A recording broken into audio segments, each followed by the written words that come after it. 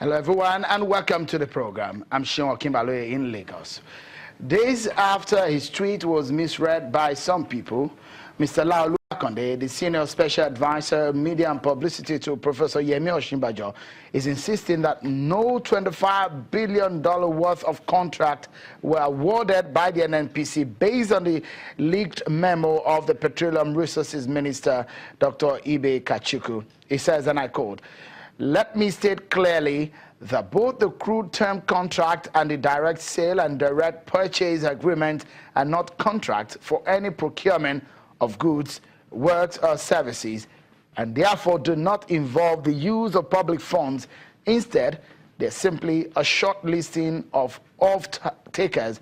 And unlike what has been reported in the media so far, it is important to set a record straight that the list of approved off-takers does not carry any financial values, but simply states the terms and conditions for the lifting and supply of petroleum products." End of quote. It's been some very interesting past weeks in the administration of the NNPC, and some of the issues that have been thrown up has also brought the presidency under the spotlight.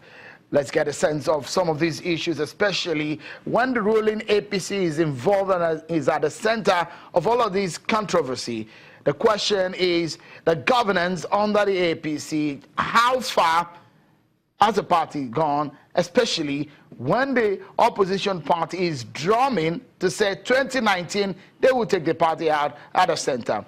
Let's get the conversation started tonight. I have joining me a former governorship candidate in Rivers State and the chieftain of the APC, Mr. Tonye Prince, joins us on the program tonight. Many thanks for joining us on the program, Mr. Prince. Thank you. It's been some very interesting, and interestingly, you are from that region of the country where Nigeria's oil is being explored, and the question is that in all of this that we've seen in the NNPC, the issues of whether or not the contract was signed by the vice president, the presidency had come out to debunk some of these issues.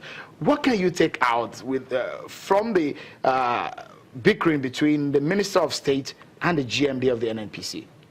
Well, look, people can look at this in a variety of ways. For me, I'm impressed. And I say I'm impressed because the system is being tested.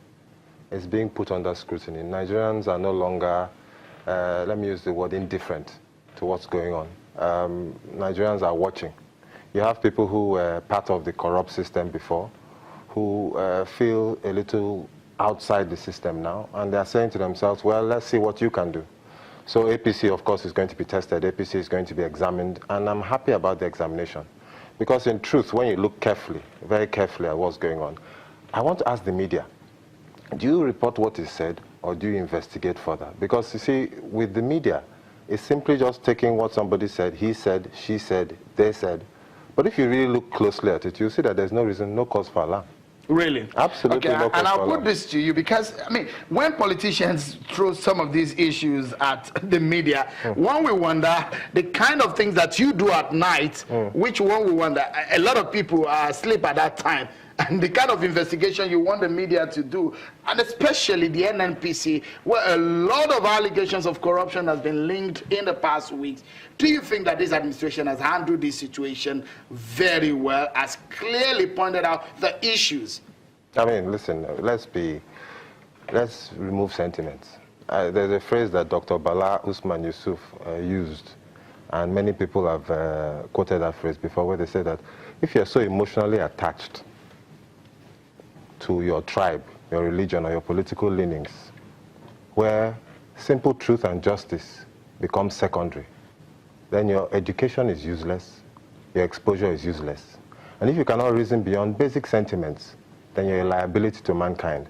Now let me point out to you very clearly, on this matter, there were no award of any contracts in the what you might call traditional sense of it.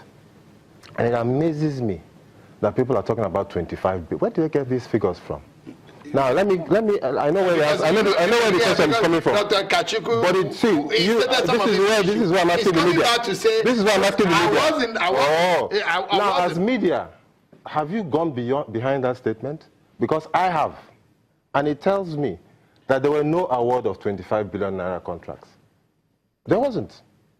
You are simply saying to people... when the man who alleges says, look, there are contracts, and one of the responses from the NNPC... Hold on. Do you hear what he said?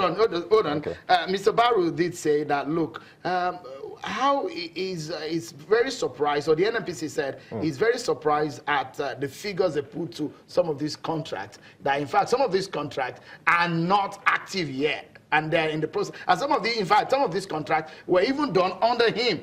But when the man who alleged said there were contracts, and a lot of us have seen in the past years that NNPC is an agency where... he said. No, but the point is that when you take investigation... What is true? Is it not from the point that you take it? What is true? What is true is what matters. What is true? I said the truth is what matters. Now, let me ask a question. For me, it's absolutely crystal clear that what Kachuku was trying to point out is governance. He even said, hey, listen, I'm not talking about fraud here. What I'm trying to talk about is governance, procedures, protocols. And Baru came and said, look, there are two issues here. Protocols in terms of employment within the NNPC, and then the award of contracts. He addressed the award of contracts and said that the issue of protocols and employment with the NNPC will be addressed later. Now, when I heard the storm in the teacup, I had to go and do some investigation myself. And in truth, Nigerians right now are upset. They are hungry. Things are rough for them. People are sensitive. There are ethnic sensitivities that didn't exist before.